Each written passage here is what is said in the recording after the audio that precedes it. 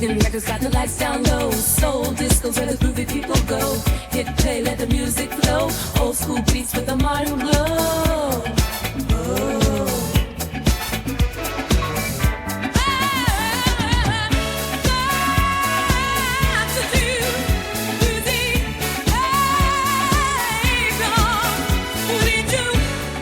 Hello everybody and a very warm welcome back to the latest episode of Hidden Jewels of Soul and Disco.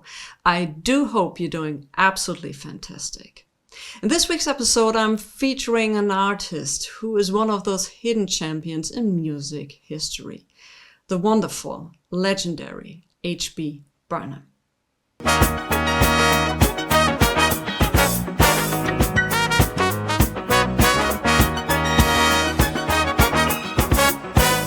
Sometimes the most important person on a record isn't the name on the front cover.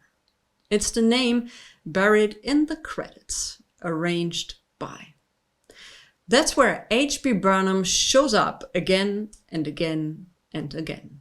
He's one of those rare people who can make music feel bigger, clearer, more emotional, more everything, and still remain largely invisible to the general audience. This video is about that invisible influence, how Barnum moved through the industry, why he became known as the arranger, and what he actually did beyond that label, and how his own albums and his 70s and 80s credit map out a career built on craft. You've done everything, and it's an interesting thing that a lot of arrangers have said that, that they compose, they perform, they do all that, but you kind of get typecast in a way as an arranger. Do you feel that in a way happened to you? It definitely happened to me because I didn't know enough about the business to, although I was doing other things, you get a label, and unless you change it very early on, it just sticks with you. And it isn't bad, but I did a lot more than just some reading music. That's the thesis right there. Barnum's story is partly about talent, but it's also about the way the music business assigns roles. Once you're known as the person who can organize a song into something powerful, you get called for that again and again. And if you don't push back early, the world stops noticing everything else you do. And here's the first twist. Barnum says he didn't even plan to be a musician. Well, first of all, you gotta understand, I didn't start out to be a musician. I was, my whole ambition was to be a presidential bodyguard. And I spent all of my early days, all of my schooling, everything was geared toward being in the FBI and being a part of the, Secret Service and stuff like that. That detail matters because it changes how we read his entire career. Barnum doesn't sound like someone who grew up dreaming of fame. He sounds like someone who grew up around music, absorbed it, and then gradually realized it was the world he understood best, even if it wasn't the world he originally chose. Barnum grew up in Los Angeles with live music everywhere, theaters and clubs, big bands and R&B acts. It's a kind of place where you learn music just by being around it, showing up, listening night after night, watching players work and noticing what really moves people.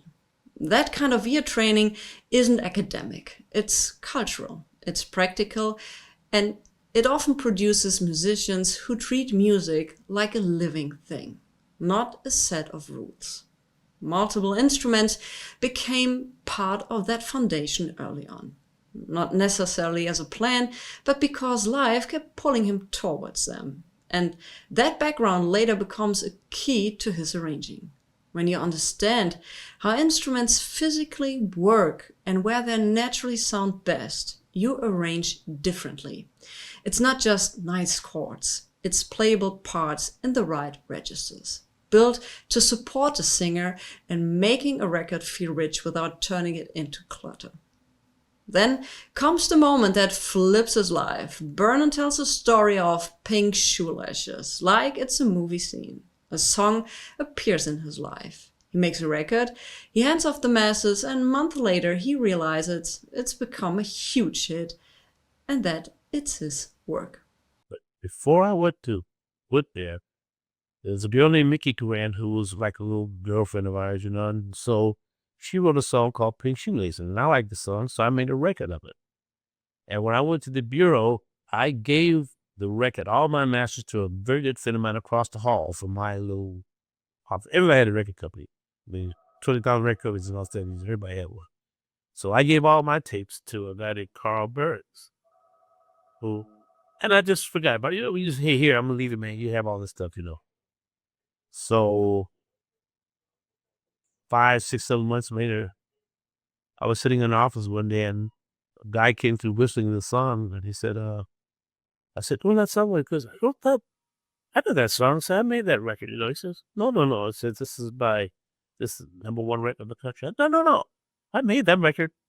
He says, "No, you didn't make this record." So I said, "Who's the singer?" So he said, "Dodie Stevens." I said, "I never heard of her, but that's my song and that's my music. I mean, I know that." He said, "No." So I called Carl Burns, and Carl said, "H, I told your mother to call you. We've been trying to find this." He says, "Man, we're rich. We've got this money. The radio was in Brooklyn." I immediately resigned from the bureau and came home with the idea that if I made one record that was a hit, I could make 1,000 records. They would all be hits. He describes recording Pink Shoelaces, hearing later that it became a massive record. And immediately he's resigning, coming back home with the idea that if he made one hit, he could make 1,000. He actually started as being or becoming an FBI agent, but he changed their plans.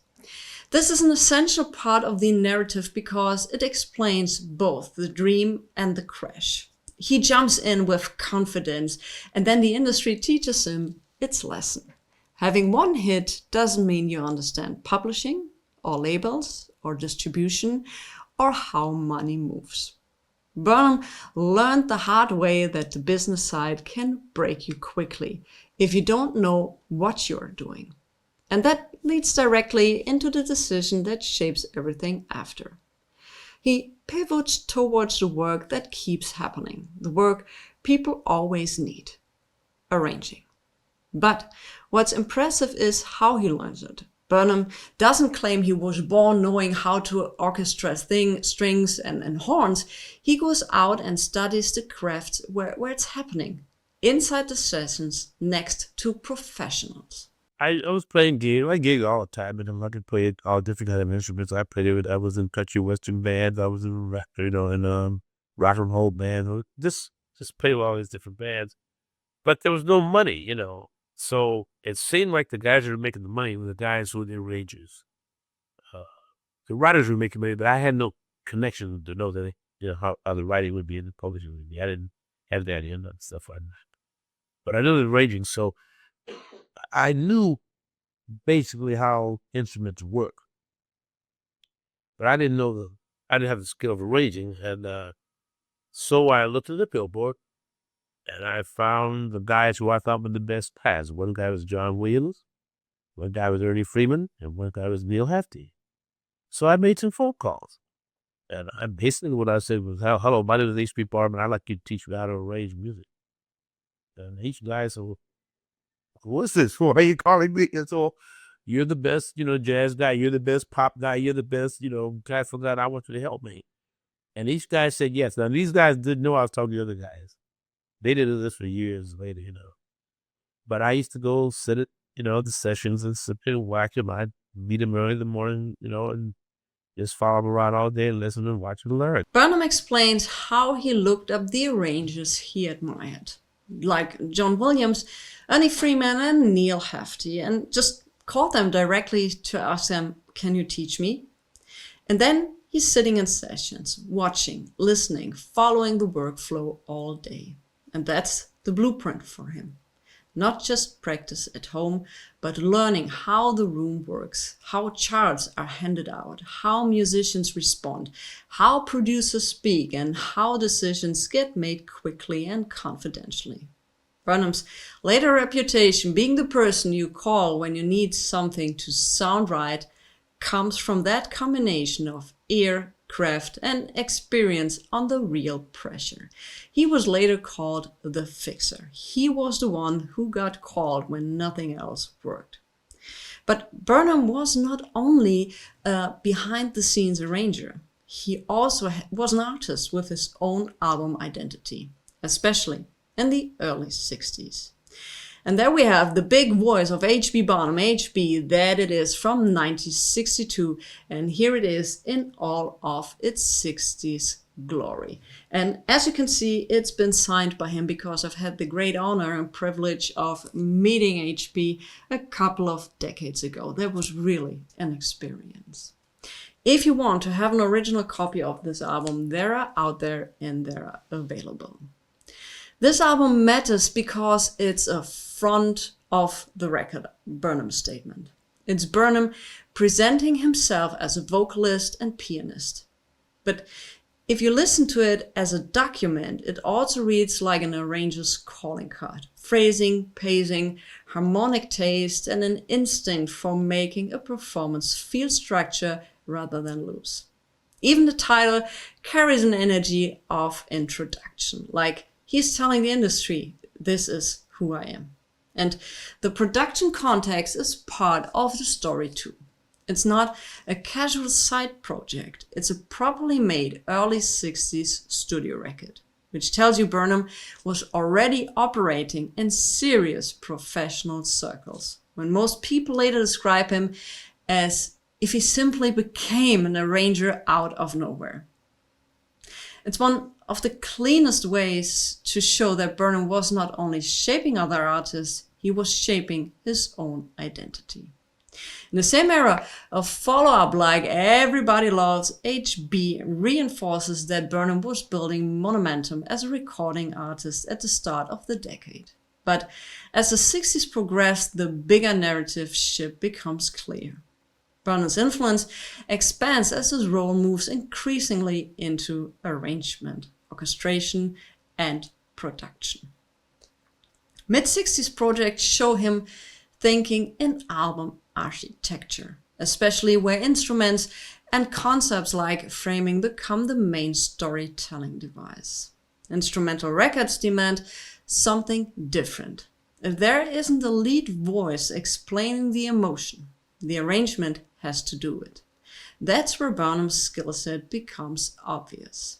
He can make the arrangement behave like a narrator. And there comes Pop and Ice Cream Soda from 66, the soda pop world. Then you get the album and people remember the vibe as much the title, Pop and Ice Cream Sodas. This record is a great pivot of point because it's light on the surface, playful, accessible, almost like a retro postcard from the 50s. But it still reflects Barnum's core statement. The soda pop mood doesn't mean the craft is simple. It means the craft is hidden. It's Barnum proving he can build a whole world that feels easy when easy is actually hard. Once again, if you want to have this album as an original pressing, once again, they're out there and they are available. The arrangements still require discipline. Short forms, clean transitions, hooks that land, and texture that never overwhelm the main line. It's the kind of record that shows Barnum genius, not just dramatic soul orchestration, but also elegant pop design. Hank Crosby or Johnny Bristol or Brian or Eddie would call me sometimes, or Smokey would call. Two of it was doing a session and say, listen, we need to horn strings on this. We need to do a rhythm trap on this. And sometimes the title would be just a working title. He was widely known in the industry for working fast and with great output. And someone who also took advantage of this is the great Johnny Bristol. For me, it's all music. Generally, the same notes that rappers use, and the same notes that Beethoven used, same notes that Sinatra sang, the same notes that B.B. King sang. It's always just how you put the formula together. And I guess not being formally trained, I wasn't locked into any certain thing. Whatever you could hear, you should be able to duplicate or at least create something with it. I have been fortunate in that respect. I mean, today, even I work with Puff Daddy one day, then the next day I work with Reefer, and the next day I work with Will Collins, the next day I work with, I'll go do a K-Star arrangement or Kitty Smith arrangement. So I've been lucky that way. It's all music, and I respect all of it. There's some jazz I don't like, and there's some rap I don't like, there's some gospel I don't like. But basically, I think everybody, when they go in to do what they do, they do it because they believe in it. Barnum's credit trail is massive, but I can give you guys the forced, usable list not to overwhelm you, but to show you the range. In the early 70s, Barnum appears on projects that sit right in the intersection of pop polish and soul muscle. He shows up in the orbit of Motown-connected artists and labels, but also in LA-style studio productions that require orchestration. These are the kinds of records where the arrangement isn't decoration, it's the engine. But yeah, let's start with some records. We have The Supremes and the Four Tops, Dynamite from 1971. I showed you a cover up here. We have The Glass House, Inside the Glass House from 1971.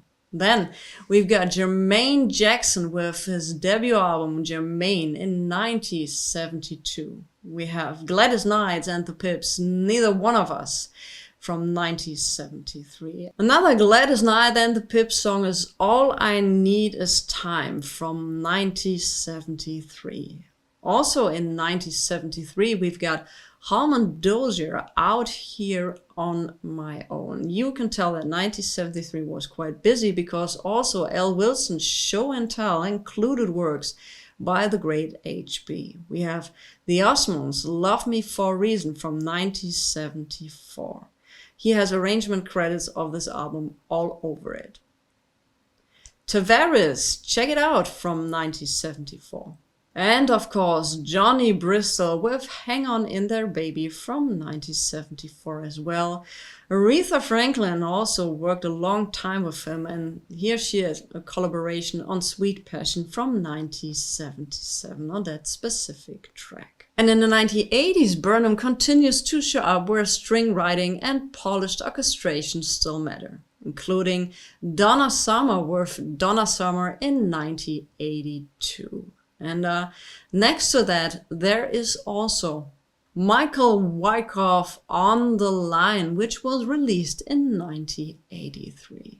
Next to that is Gloria Bay From the Heart in 1985. Very important is the point of listing these isn't to claim Barnum made each record alone. It's to show that his work is spread across widely different artists and audiences, which is exactly what happens when your core skill is making records work. Johnny Bristol's Hang On In There Baby is soul music that feels intimate and cinematic at the same time. If Barnum is involved as arranger, the lesson isn't there are the strings. The lesson is the arrangement is shaped so the singer can be vulnerable while the track still feels massive. That's Barnum's signature across many projects. Scale without clutter, emotion without melodrama. Barnum's credibility across genres is not just soul and R&B. Well, it was very short. I remember he came into the studio. First of all, I was at a point in my career where I could any musicians I want, I would get the musicians I want.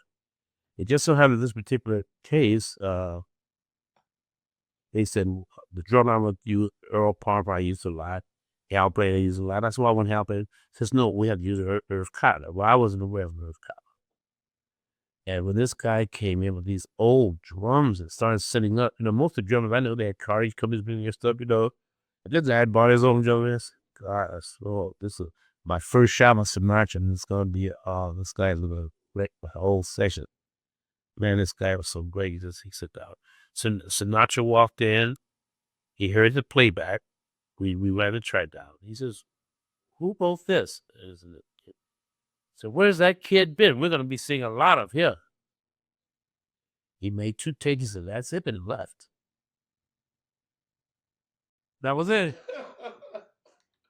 That clip does two things. First, it signals Barnum's status. You don't get that kind of moment unless you're delivering at a very high level.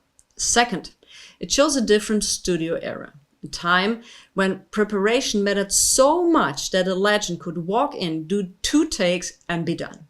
Barnum comes from that world, and it explains why his arranging feels so decisive.